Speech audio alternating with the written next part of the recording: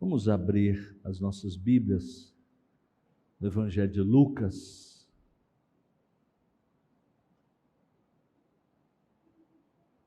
capítulo de número 2, verso 36 ao verso número 38. Evangelho segundo Lucas,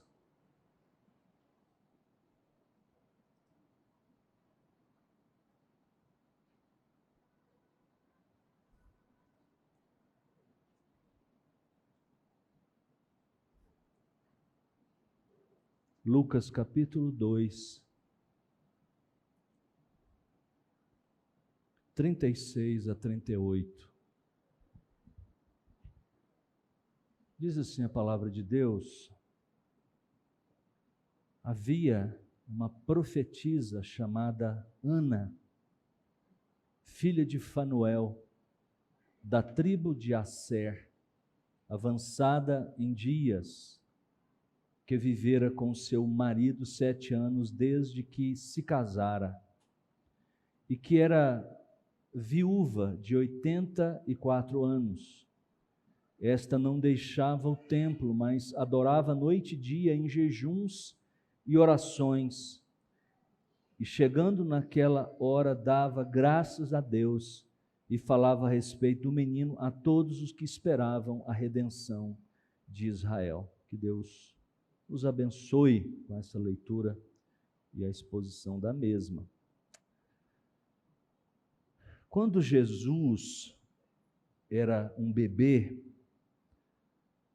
aqui nos conta essa passagem, foi apresentado no templo por seus pais. Os versos anteriores, de 25 a 32, nos expõem, nos dão a conhecer sobre essa preocupação, que era uma preocupação muito apropriada para os pais, e eles entendiam isso muito bem. Todas as regras, todas as leis relacionadas ao nascimento, né, do filho, também as purificações todas que eram feitas segundo a lei, eles obedeceram. Simeão fez algumas declarações dramáticas quando se dirigiu a Deus falando desta criança, quando a viu no templo, o menino que tinha vindo para redimir a Israel e também aos gentios, diz em suas palavras. De repente, e sem ninguém esperar, uma anciã chamada Ana apareceu em cena, que é o texto em que nós lemos. Não há registro do que ela disse em um discurso direto, como, por exemplo, nós temos de Maria, nós temos de Zacarias, nós temos do próprio Simeão. Simplesmente se diz que ela falou algumas coisas, por isso é a personagem de que se fala de forma mais concisa, né, mais breve no texto das narrativas da infância, do nascimento de Jesus. Por que ela foi mencionada? Então, se não há tanto o que dizer a respeito dela, ou Lucas talvez não tivesse informações a respeito nas suas buscas, como ele diz no próprio capítulo 1, verso de 1 a 4, da sua pesquisa, da sua procura entre os que ouviram, dos que viram, ou sabe-se lá por quê? Porque ela é mencionada, porque Ana é mencionada aqui. A gente percebe que ao longo do Evangelho de Lucas, né? Lucas enfatiza um aspecto marcante da vida de Jesus. Nas histórias que Lucas decide narrar, que ele selecionou para escrever no seu Evangelho, ele deixa claro que esse Salvador que veio para buscar os perdidos, diferentemente dos outros evangelhos, não que os outros não tenham isso, ele põe uma forte ênfase, que ele veio para salvar homens e mulheres igualmente. Claro que os outros dizem, os outros mostram isso, mas é Lucas aquele que mais fala das mulheres, mais tem informações sobre como Jesus tratou com as mulheres e como as mulheres tinham uma presença marcante no seu ministério. Um exame atento para o livro de Lucas, ou no livro de Lucas, revela pelo menos 27 grupos de histórias que destacam, num caso, um homem e no outro, uma mulher. Entre essas histórias, por exemplo, você pode observar, está a parábola do bom pastor com uma ovelha perdida, e você tem logo imediatamente também a parábola de uma boa mulher com uma moeda perdida, Lucas capítulo 15, de 3 a 10. A primeira história surge do mundo dos homens, a primeira parábola, né? Mas a segunda da experiência da vida das mulheres. Em seguida vem duas histórias, a do agricultor que planta uma semente de mostarda em sua horta, mas logo também o da mulher que mistura um pouco de fermento em uma massa de pão, Lucas 3, 18 a 21. Mais uma vez, uma história da experiência do mundo dos homens e depois uma história da vida, da experiência da vida das mulheres. Dessa forma, as histórias do nascimento de Jesus, registradas por Lucas, contêm também 3 pares como esse. Primeiro, você tem lá no capítulo 1, Gabriel visita 2 pessoas, o anjo Gabriel, Zacarias e Maria, obviamente. Depois, em segundo, você tem 2 cânticos entoados, um por Zacarias e outro por Maria também. E o terceiro grupo, você tem 2 testemunhas no templo. Você tem Simeão e você tem Ana, que testificam do plano de Deus, o plano da redenção que será cumprido por meio de Jesus. E essa é, segundo os críticos, né, especialmente de ideologia feminista, que a Bíblia ou o cristianismo é a fonte de toda opressão que se pode fazer às mulheres, né? E aqui nós temos um evangelho, um texto escrito há 2000 anos atrás, em que, com toda certeza, todos os escritos desse tempo, vamos nos referir, por exemplo, ao grande filósofo Aristóteles, estudado. Se você abrir a Política de Aristóteles, você vai ver os horrores, dentre, claro, muitos pensamentos que são válidos até os nossos dias, mas, assim, textos altamente detrativos em relação ao sexo feminino, em relação à mulher. Muitas coisas que nós olharíamos hoje e acharíamos ridículo, né? A compreensão, criminosos, na verdade. Aristóteles seria preso, com toda certeza, nos nossos dias. O grande filósofo Aristóteles. Não é o caso em relação às Escrituras. Lucas é este evangelista que procura exatamente mostrar que Cristo veio para salvar a todos, homens e mulheres. É claro que não numa visão igualitarista, mas numa visão complementarista, de que homens e mulheres são essencialmente iguais, ontologicamente iguais, mas com certeza com funções diferentes, com ministérios diferentes. Isso é verdade, nós defendemos isso. A Escritura, creio eu, defende exatamente isso. Não há malabarismos exegéticos que a gente possa fazer, interpretativos na Escritura, que pense de uma maneira, que exponha de uma maneira diferente. Nós já vimos que esta cena, aqui desde o capítulo 2, verso 21 em diante, até o verso 40,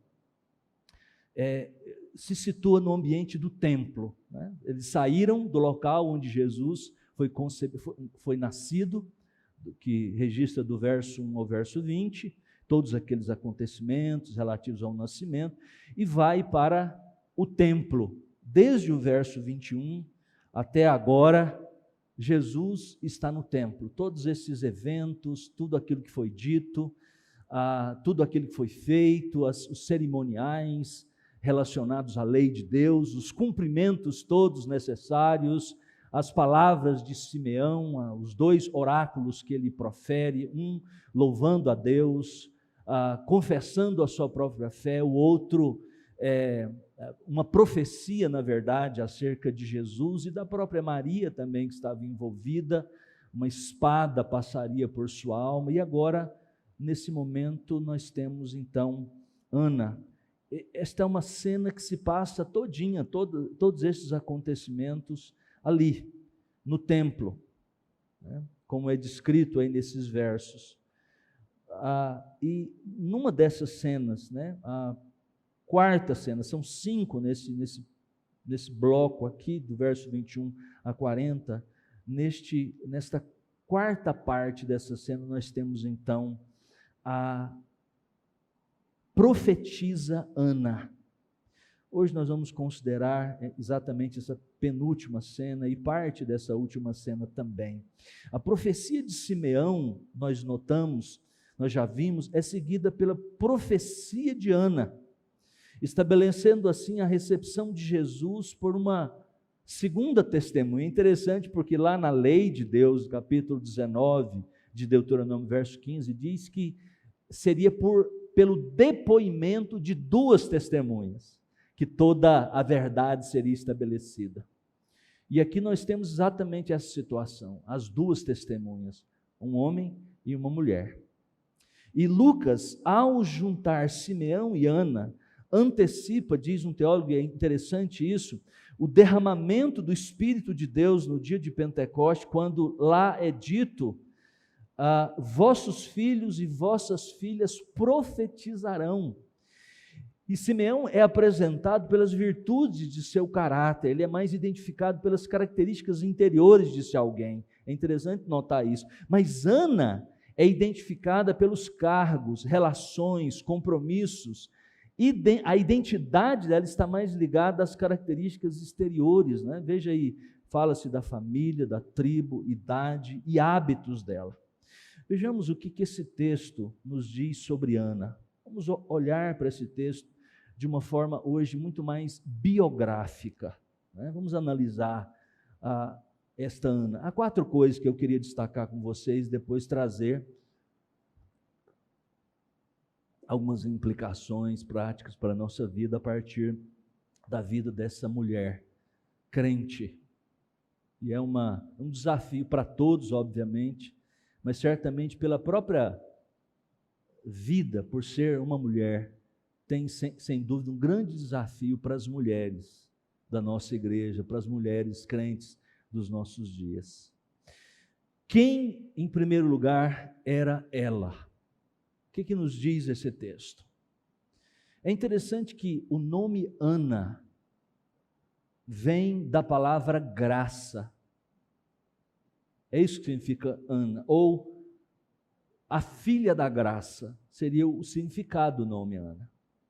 Diz o texto que ela era viúva, filha de Fanuel. Esta é uma transliteração grega do nome hebraico mais familiar, o nome Fanuel, Peniel ou Penuel, Peniel. E deve se lembrar nesse momento que Jacó, ao regressar à sua terra, foi deixado sozinho junto ao ribeiro de Jaboque. Ali ele lutou com o anjo e o seu nome foi mudado para Israel. E lá nós lemos o seguinte: e aquele lugar chamou Jacó de Peniel, pois disse: vi a Deus face a face e a minha vida foi salva. Gênesis capítulo 32, verso 30.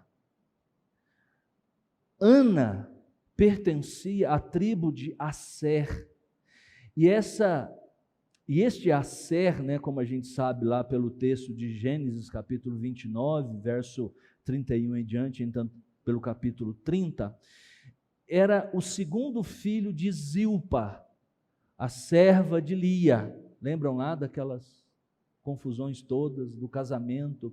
Ele trabalhou 7 anos por Raquel, mas Lia veio primeiro e depois mais 7 anos e tomou então a Raquel, e aí um casamento, como a gente diria hoje, completamente disfuncional, em primeiro lugar, por estar contra o princípio da palavra de Deus, que está lá em Gênesis capítulo 2, de que é um homem e uma mulher, não dois homens e uma mulher, não duas mulheres e um homem, não um homem com outro homem, não uma mulher com outra mulher, mas um homem e um homem. É um casamento heterossexual, monogâmico, não um casamento disfuncional como aquele, mas Deus, na sua graça e misericórdia, ainda fez. Ele era, então, Asser, o segundo filho de Zilpa, serva de Lia. Foi chamado de Asser, o nome significa feliz, porque seu nascimento fez Lia, diz o texto, feliz, e recebeu esse nome. Foi o 8º filho de Jacó. Tornou-se, portanto, líder de uma das tribos de Israel, ou recebeu pelo menos o nome, porque as tribos depois que foram compostas, né?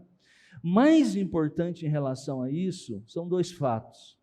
Primeiro, a própria presença de um membro da tribo de Asser, que vive em Jerusalém, mostra que as assim chamadas tribos perdidas, e aqui eu trago à memória dos irmãos o fato de que aconteceram 2 grandes tragédias na vida do povo de Deus lá no Antigo Testamento, são 2 marcos, e você não compreenderá o Antigo Testamento, a sua história e as relações todas, se a gente não tiver na mente esses 2 eventos, do período que vem depois do rei Davi para cá, né, para o final do Antigo Testamento.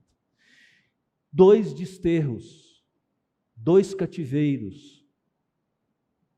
Tudo isso veio por causa daquilo que já tinha sido dito na lei de Deus, das maldições da aliança, ditas em livro de Deuteronômio, depois também no livro de Levítico nós temos claramente que se o povo continuasse obedecendo a palavra de Deus, certamente Deus os abençoaria, os tornaria uma nação poderosa, eles teriam muitos víveres, muitas riquezas, muitos bens, eles não seriam acossados pelos inimigos, destruídos pelos inimigos, eles seriam a cabeça do mundo, uma superpotência mundial, mas isso não aconteceu, eles desprezaram a palavra de Deus. Então, em 722, as 10 tribos do norte, porque o reino fora dividido lá no tempo de Roboão, o filho de Salomão, Israel do sul e Israel do norte. Não tem Coreia do Sul e Coreia do Norte?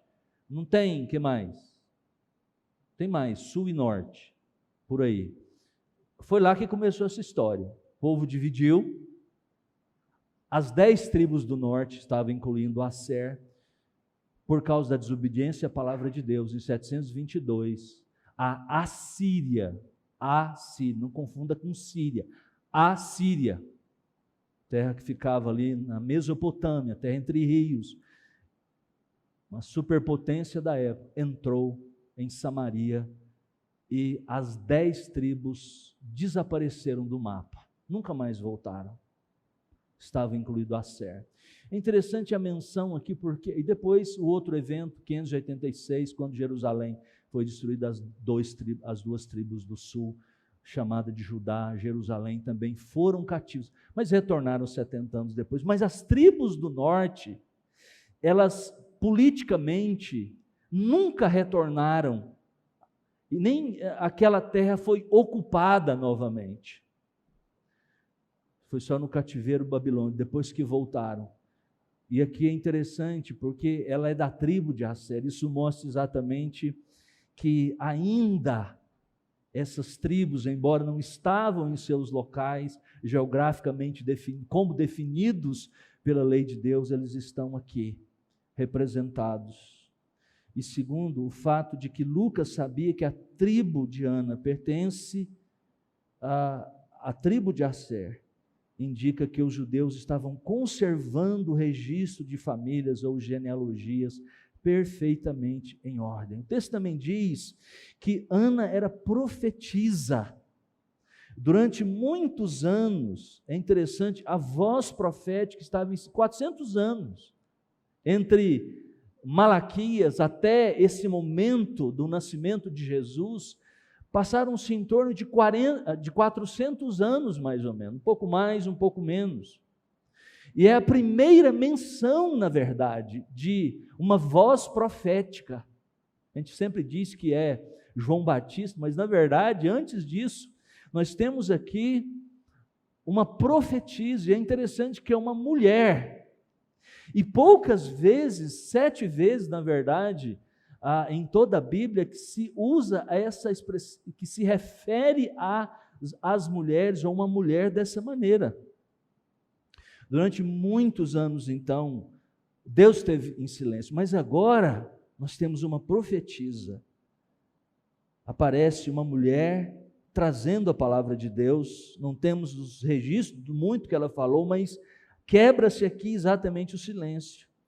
E ela nos lembra exatamente as 4 filhas, por exemplo, solteiras do evangelista Filipe, Atos 21:9.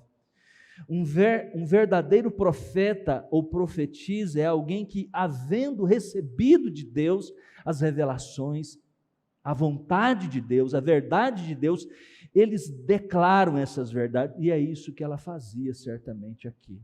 Segundo lugar, que idade ela tinha? Por que isso é tão importante? Por que dentre as informações que talvez Lucas pudesse falar tanto aqui, né, ele fala da idade dela? Diz o texto, era certamente bem idosa. Literalmente a expressão usada é avançada em muitos dias. Diz o texto que ela havia se casado e vivido com o marido 7 anos, e ele morreu. Até este ponto não há muita discordância, não há o que muito dizer entre os comentaristas. O que segue imediatamente no verso 37, a parte A, que diz assim: e que era viúva de 84 anos.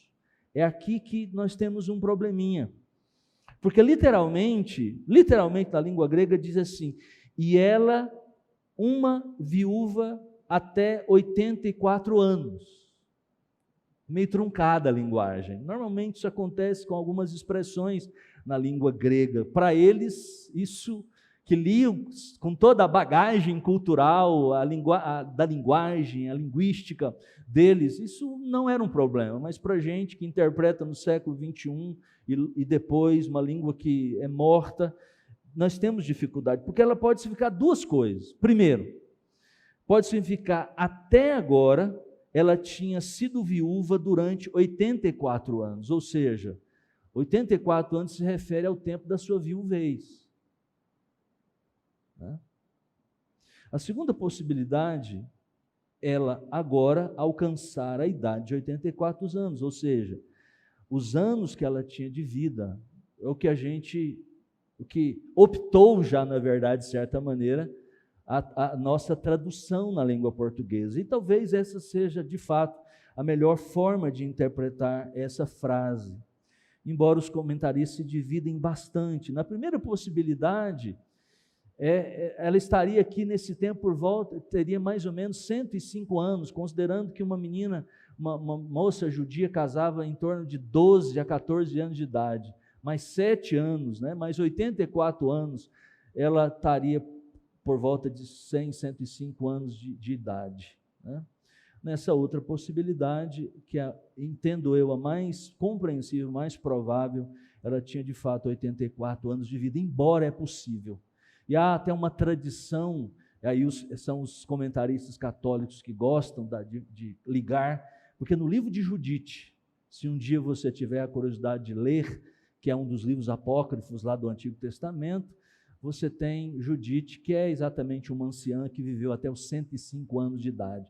Os comentaristas normalmente católicos querem fazer essa ligação, entre aqui a Ana e a Judite, mas assim, muito provável, 84 anos já é para hoje, como também para aquele tempo, mais ainda, essa expressão avançada em dias é muito apropriado. Que tipo de mulher era ela? E agora nós entramos nas informações do texto, que talvez sejam mais relevantes ainda para nós. Diz o texto que ela não se apartava do templo. O verbo grego aqui, usado para apartar, partir, ela está num tempo chamado, na língua grega, diferentemente da língua portuguesa, de imperfeito, e que descreve, claro, uma ação passada e também contínua. Mas há diversas possibilidades dessa ação do imperfeito, porque como a gente está, parece que ela tinha um colchãozinho lá uma esteira daquele tempo, colocada lá no pátio das mulheres, talvez, porque tinha no templo, e morava lá, né? Há muita gente que inclusive entende isso, embora isso não seja tão impossível assim, mas o que dá a ideia deste imperfeito chamado de costumeiro ou habitual, se a gente fosse representar graficamente, não seria uma linha corrente assim, contínua no passado, mas pontos, né? Pontinhos assim no passado, ou seja, ela fazia isso costumeiramente, habitualmente, né? É como quando o apóstolo Paulo fala em alguns momentos sobre oração aos Tessalonicenses, orai sem cessar. Ou seja, não é a ideia de que nós vamos passar 24 horas de toda a nossa vida orando.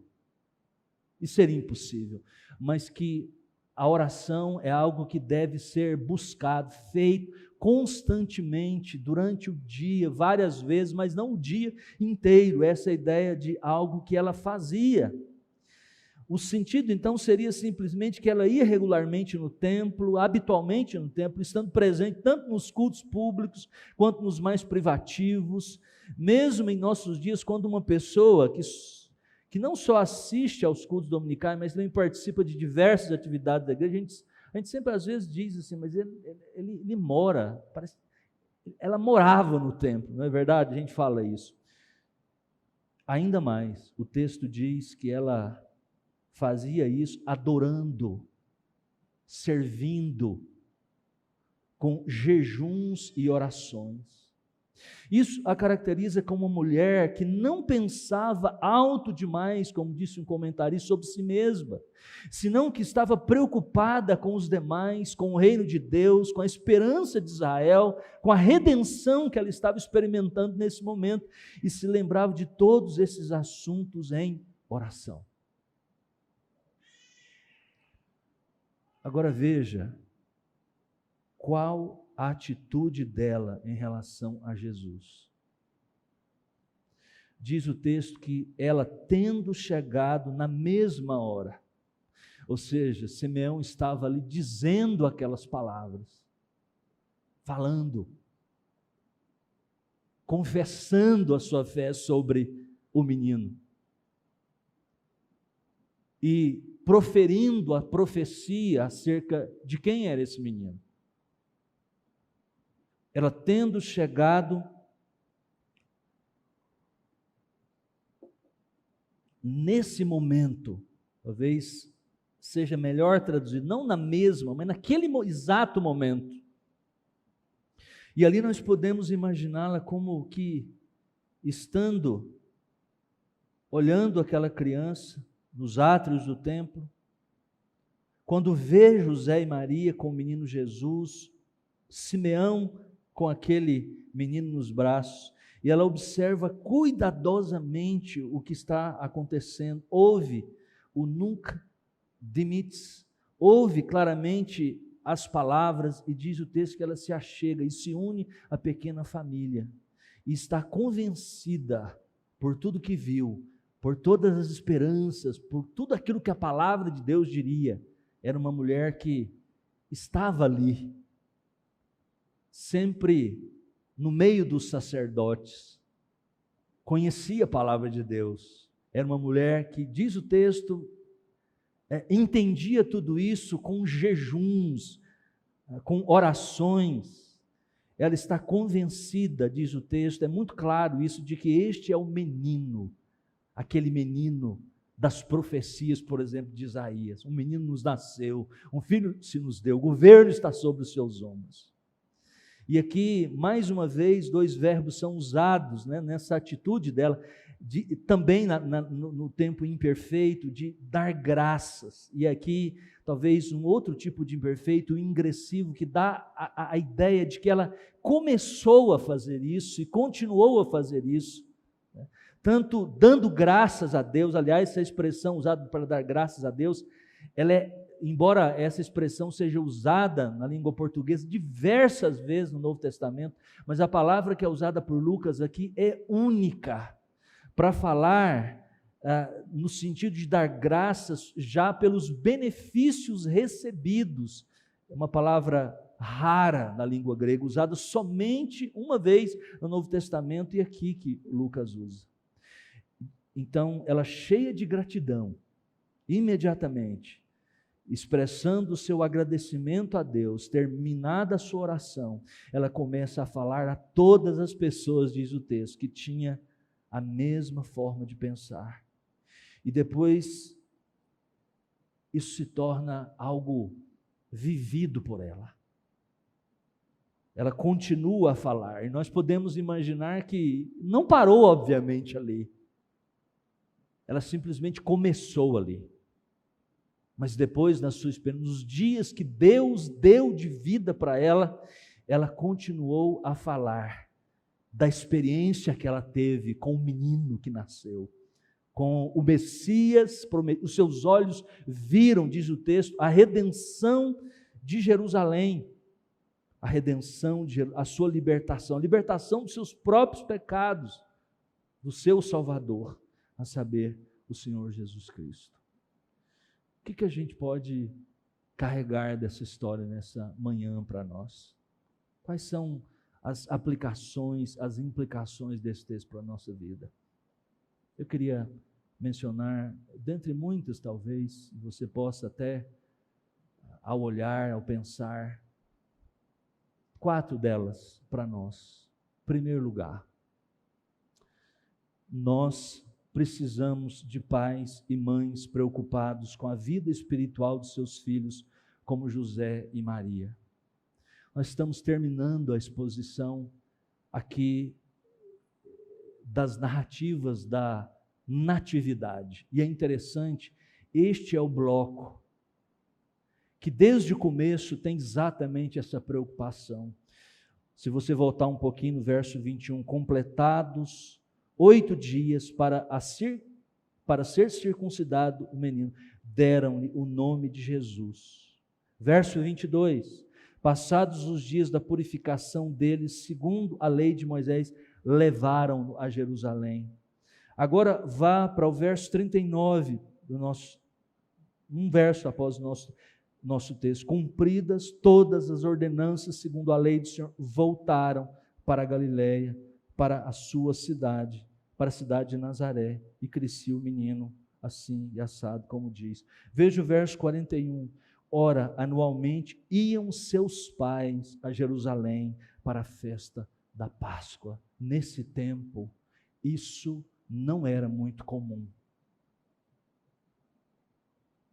Os pais irem para as festas religiosas que descreviam, que falavam da redenção, do perdão dos pecados.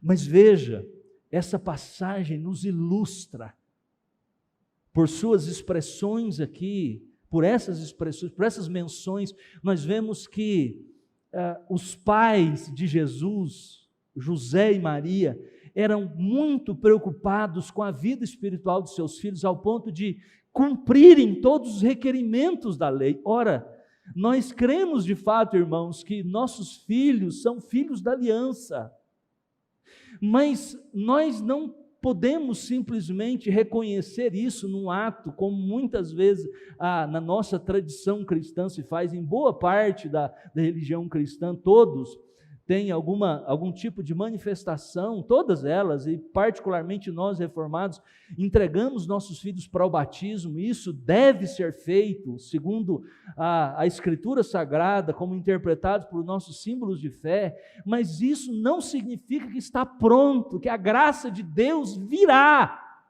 automaticamente. Não virá. Nossos filhos se perderão, nossas crianças serão perdidas, se nós não fizermos a outra parte que a palavra de Deus diz. É uma aliança, há uma outra parte. Precisamos obedecer. Os pais precisam entender que eles precisam ministrar aos seus filhos. Esse é o grande exemplo que nós temos aqui.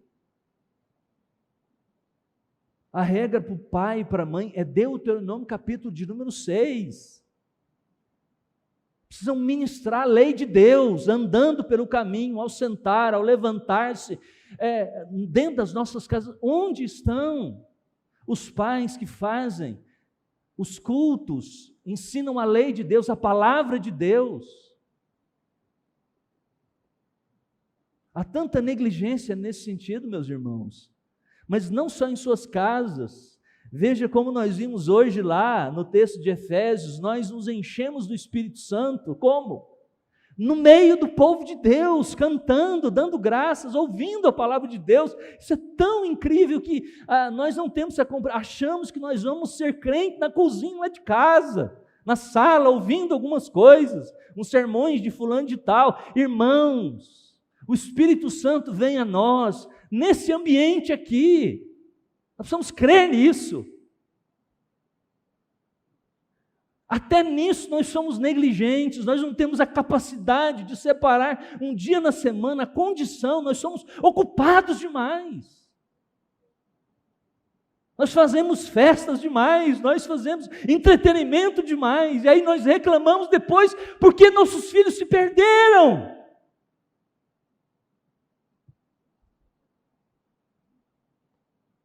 Você que vai se casar, ainda é solteiro, pense seriamente nisso, porque alguns já estão perdidos. Não tem mais jeito. Agora é esperar na graça e na misericórdia de Deus. Somente. Sempre é isso mesmo, mas não precisava passar por isso.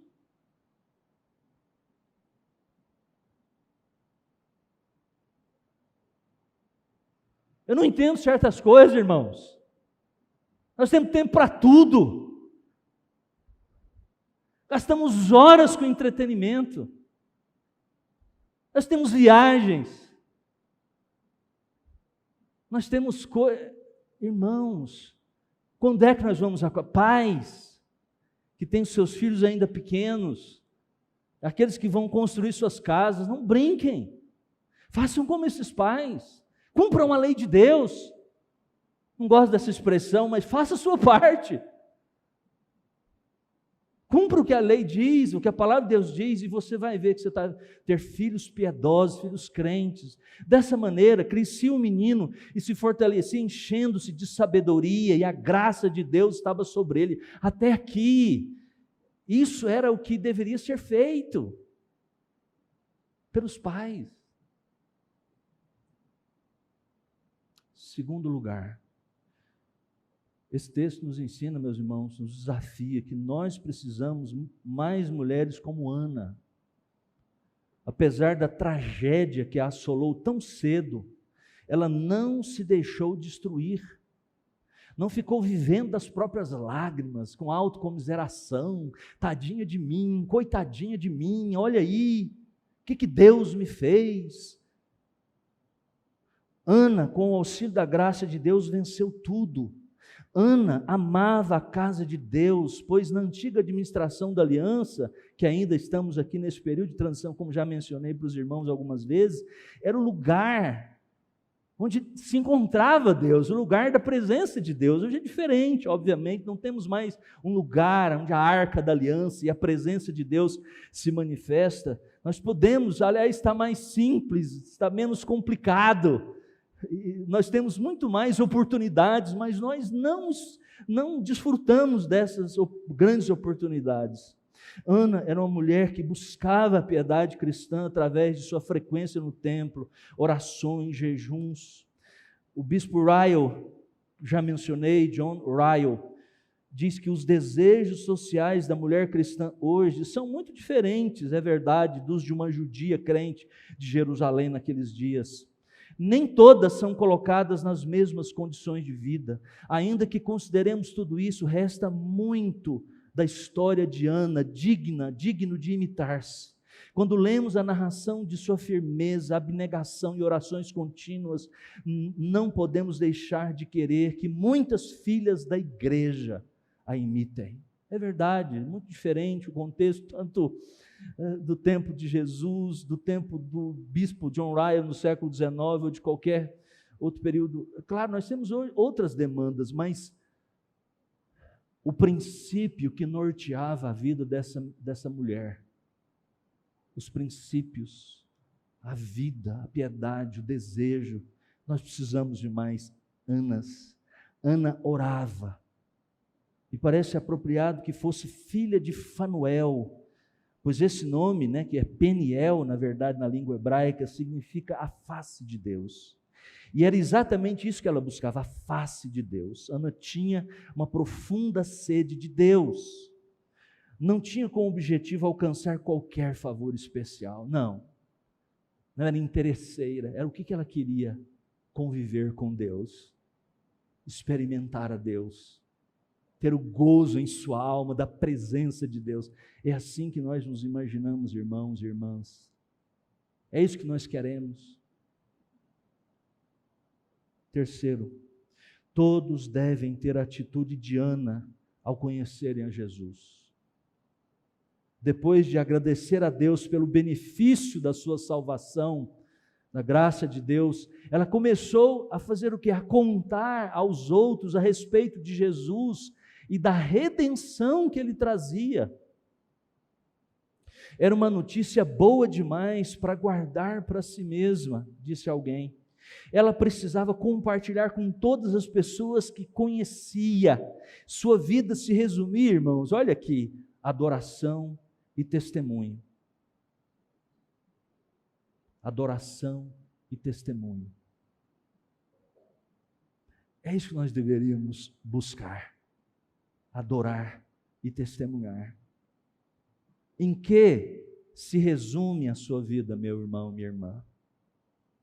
Em que se resume? Se você fizer um resumo da sua vida, descreva numa frase. Descreva em 2 palavras. Quais são seus sonhos, seus interesses? Você quer honrar a Jesus? É isso? Você viu Jesus? Acho que essa é a primeira pergunta. Você o conhece? Reconhece-o como aquele que salvou você do pecado? Essa é a sua experiência? Então, nesse caso, louve a Deus pelo dom gratuito da salvação e, mais ainda, comece, como Ana fez, a testemunhar, a falar da redenção. Apresente-o para aqueles que não confiam nele. Comece a colocar nas suas conversas, tantas conversas, com amigos, com familiares, comece a colocar na pauta, em algum momento, o Senhor Jesus. Quantas oportunidades nós perdemos? Nós temos tanto medo de ser chato, de sermos inconvenientes. E aqui, eu tenho, por último, uma palavra aos mais velhos, aos idosos, e nós que vamos ficar, né? Todos nós, com a graça de Deus, com muito respeito, que é devido, segundo a própria Escritura, que devemos respeitar os mais velhos, sempre. O livro de Provérbios diz, diante das suas cãs, cabelos brancos, né? Levantarás. Costume bonito, que hoje, tão desprezado, infelizmente, tratamos como se fosse qualquer pessoa. Quando passava um homem de cabelo branco na rua em Israel, os mais jovens abaixavam a cabeça. Embora tenhamos diferenças culturais, mas em toda cultura há sinais de respeito. Esse é o princípio. Se você, meu querido, não respeita os mais velhos, isso é um grande pecado. Aqui uma palavra a eles também, porque essa é uma mulher idosa, é uma mulher e uma mulher idosa, pelo menos 84 anos de vida, ou na outra hipótese, 103, 105 anos mais ou menos. Há ainda uma obra a realizar por vocês. Para aqueles que se encontram numa idade avançada em anos. Olha essa mulher. Ana passava o tempo orando, louvando a Deus, proclamando a verdade. Que forma abençoada de alguém passar os últimos anos de vida. Nós não precisamos tornar a vida uma carregada de lamúrias, embora tenham até motivo para isso. Essa mulher é um exemplo de uma mulher anciã que tinha o que fazer, ou fazia pelo menos aquilo que podia fazer, e que todos nós podemos fazer: louvar, falar, orar.